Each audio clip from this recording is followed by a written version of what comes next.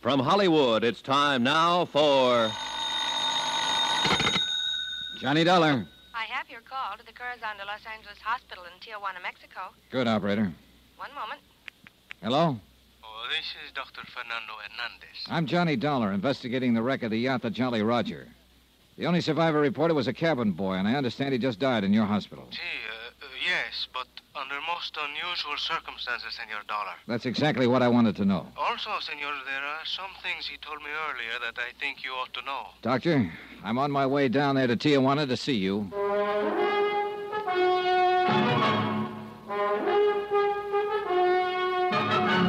Tonight and every weekday night, Bob Bailey in the transcribed adventures of the man with the action-packed expense account, America's fabulous freelance insurance investigator. Yours truly, Johnny Dollar.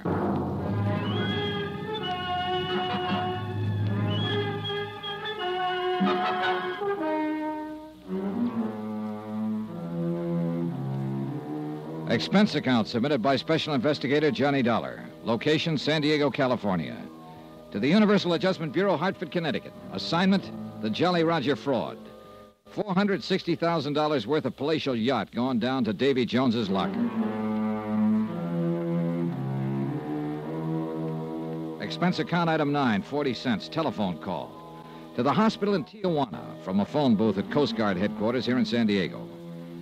Because of the knack Paula Zanagian seemed to have for knowing everything I did, everyone I talked to, even on the telephone, I was afraid to let my call go through, even the Coast Guard switchboard. But before leaving for Tijuana, I checked with Jan Penny and talked briefly again with Lieutenant Smith. You mean you think Zanagian had somebody put that cabin boy out of the way before you could talk with him, Dollar? The doctor only said that he died under unusual circumstances.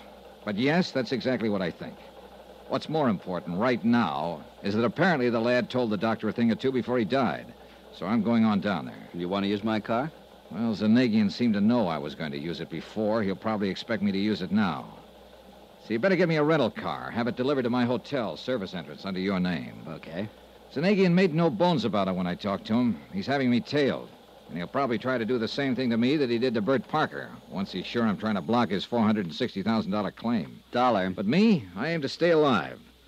Until I can not only prove his claim of fraud, but see him sent up for murdering Parker and the lads who went down with the Jolly Roger. Dollar, why don't you get the police in on this with you? If your life's in danger... I want to do it alone. Hey, one more thing. Yeah? You're sure that Zanagian needed money? I thought from all I've ever heard that international racketeer was loaded. According to the papers, both Holland and Switzerland locked up his bank accounts just within the last week or so. That's why he needs a pot full of cash to get over there. That's why he sank his ship, so he could collect from your insurance company. Accident. Some mechanical failure. Is that what he said? Uh-huh. Something to do with the electrical system, to use his own words. But if the cabin boy was the only survivor of the explosion, and he didn't talk to anybody... Except this Dr. Hernandez I'm going to see. Right, then how could Zanagian know what made his yacht burn and sink? What's your guess?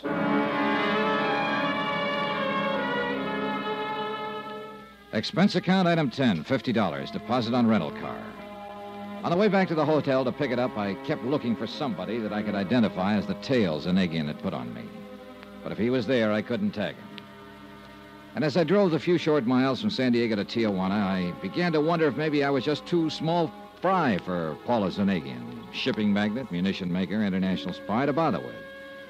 Nonetheless, I still kept an eye out for a familiar face, or more to the point, for a familiar car that might be following me. Midday traffic on the big broad highway was astonishingly sparse. A handful of tourist-type cars loaded with families on the way across the border for a quick look-see at Mexico. A handful of movers who were on their way to see how far and how long their American dollars would keep them in favorably exchanged Mexican pesos. Some smart Cadillacs, some of them towing outboard runabouts and filled with eager-eyed fishermen. And the usual run of trucks, big trucks and trailers. The boys who made a living behind the wheel, the best drivers on the road, wherever they were, loaded with goods for transport between states or countries or what have you. I drove fast, I drove slowly, and I still didn't see any car that might have been following me. To make sure, I took off on a gravel side road, drove a mile or more, and waited. Nobody followed me. So I finally gave up and went back to the main highway. At the border, I asked the guards where the Corazon de los Angeles hospital was, drove the car to it, parked in back, and asked the first nurse I could find, and I should have stopped right there because she was beautiful, asked her where Dr. Hernandez hung out. Hernandez spoiled a beautiful romance in the budding and led me into his office.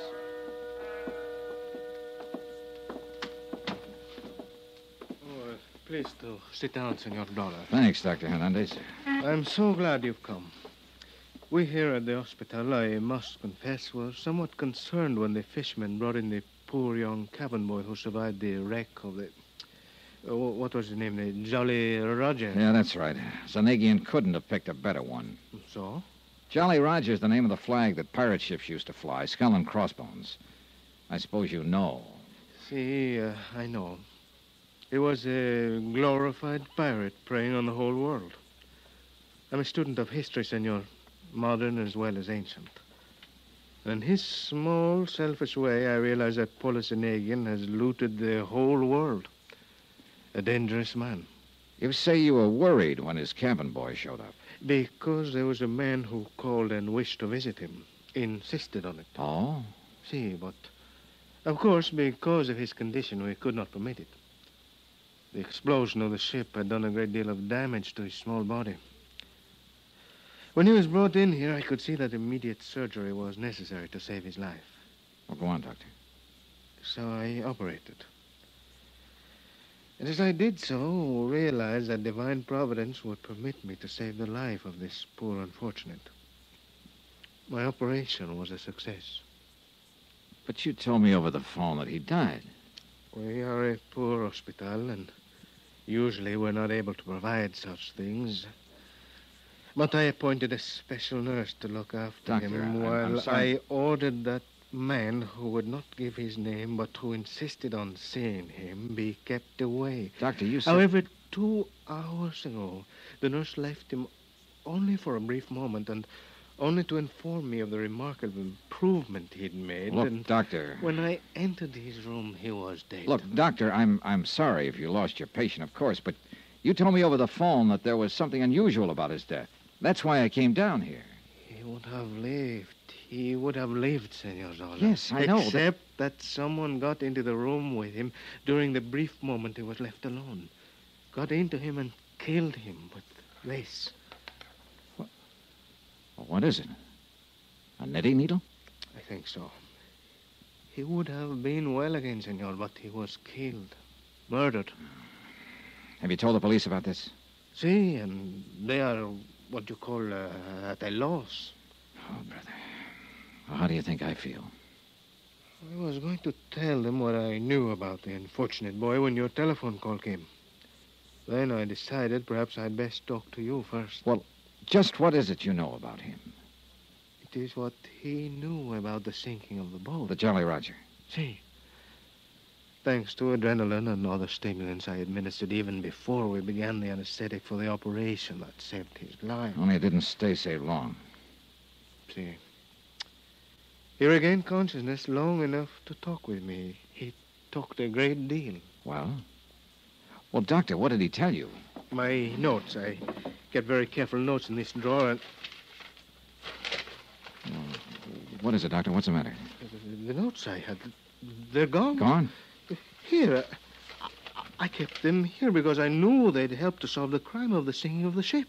Well, what did this boy tell you? Notes or no notes, Doctor? You must remember something of what he told you. Well, see, yes. Well, what?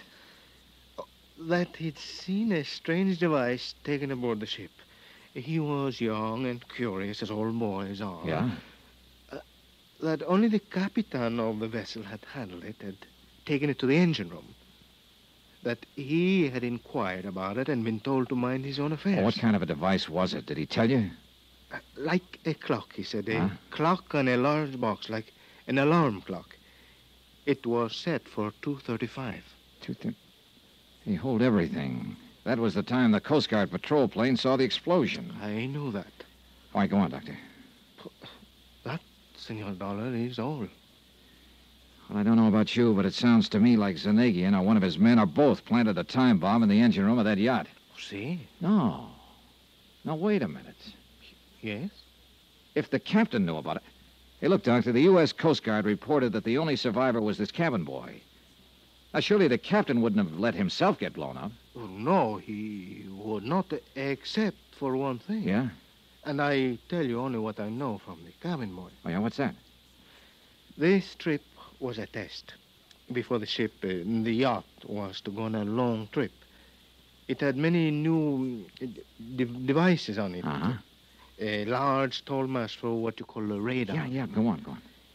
The Capitan, when they reach a point of the Coronado Islands, ordered a small boat put, over the side. Yeah, that's right. Go on. But in doing so, the radar mast, fell down, and the Capitan was struck by it. Therefore... Doctor, now listen carefully. Tell no one you've talked to me. Tell your local police, if you like, what you learned from the cabin boy. Report it to your Coast Guard or whatever you have to do down here in Mexico.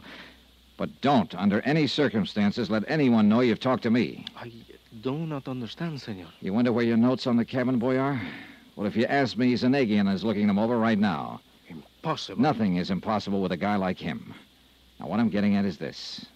I'm a marked man, Doctor. He's after me, and he'll be after anybody who tries to help me. Cannot believe it. Well, you'd better, if you want to stay in one piece, so take no chances. I don't think I was followed down here, but I may have been. If so, your life is in danger, same as mine. So please, watch your step until I can pin whatever it takes on Zanegian to send him off for life. Oh, this is fantastic. Yeah, sure it is. But outside of you and a girl named Jan Penny and... Doctor, may I use that phone of yours for a call across the border? Well, of course. Here. Thanks. Hello? Hello, operator. I want to call Coast Guard headquarters in San Diego, California. Lieutenant John Smith. You know something? Your Mexican operators speak as good English. Hello? Yes, thank you.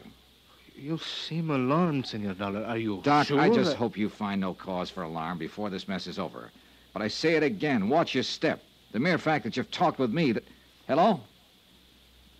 Well, where can I reach him? Well, sure, I'll talk to anybody there at headquarters. Hello, I'm calling Lieutenant John... I see. Thanks. What is it, Mr. Dollar? Lieutenant Smith is dead. What? A hit-and-run accident. About an hour after I left him. Watch your step, Doctor. See.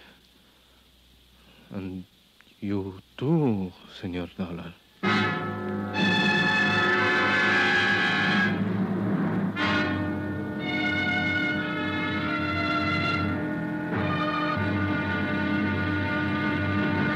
Now, here's our star to tell you about tomorrow's intriguing episode of this week's story. Tomorrow, some real help from two close friends. You know, close enough to kill. Join us, won't you? Yours truly, Johnny Dollar.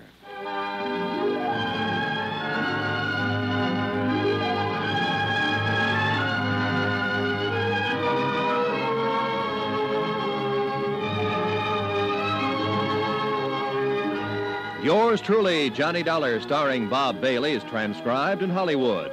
It is produced and directed by Jack Johnstone, who also wrote tonight's story.